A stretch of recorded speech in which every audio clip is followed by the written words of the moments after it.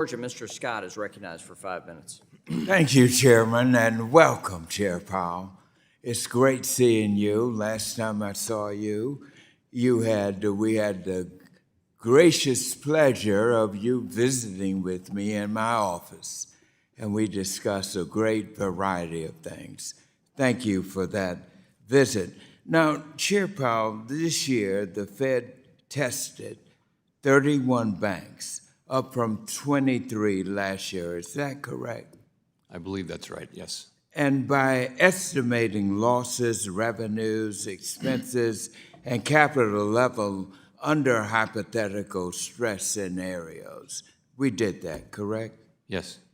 And all 31 banks remained above their minimum common equity tier 1 capital requirements after observing losses of nearly $685 billion.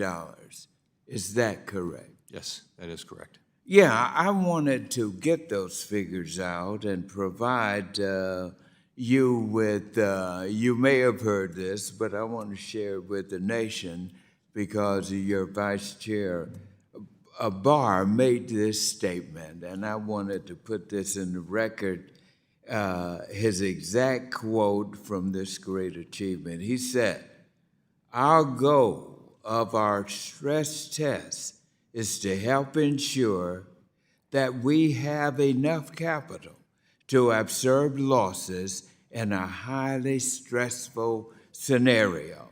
And this test shows that we do." I thought that was a great statement of your record. Now, let me ask you my question. It's simple. Will the 2024 Fed stress test results have an impact on how prudential regulators roll out a new and updated capital proposal? So the two are really two different things. There's the Basel III capital proposal, and then there's the stress tests. So, and really the Basel III, as I mentioned, we've discussed, we're almost ready to put forward for further comment a revised proposal with material and broad changes to it. The stress tests are a different thing, and of course we realize we have to adapt those over time and be open to changes, and it has evolved significantly over time, but it's really a separate thing from the Basel III Endgame. Give us a little bit more information on the Basel III, because I worked with you with this. Our work goes all the way back to the Obama administration when we responded to that crisis with our banks. And you and I worked that up where we came up with the hardest hit program to help those who were suffering with, those states that were suffering with high unemployment and at the same time high home foreclosures. And we were successful. And we've established that program, and it's still going on and helping many of our states. But I want to also share what is happening around the world as a result of our activities.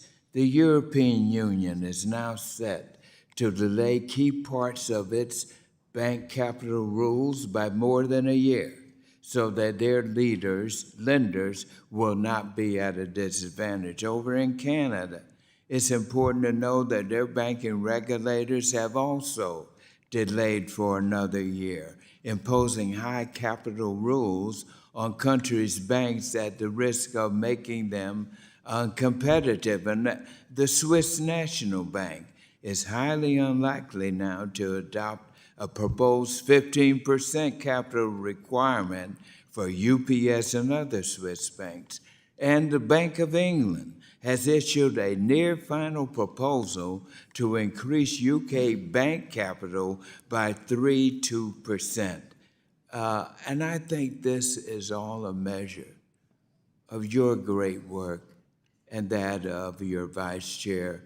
And I just wanted to let you have a comment on that, please? Sure. So we're committed to finalizing this proposal. Our banks are going to live with these rules for a long, long time. The main thing is to get it right, and that's what we're doing. What we do in the end will be consistent with the Basel agreement, and it will also be consistent with what other comparable large jurisdictions are doing. You're doing a great job. time's Keep expired. up the good work. We'll recognize the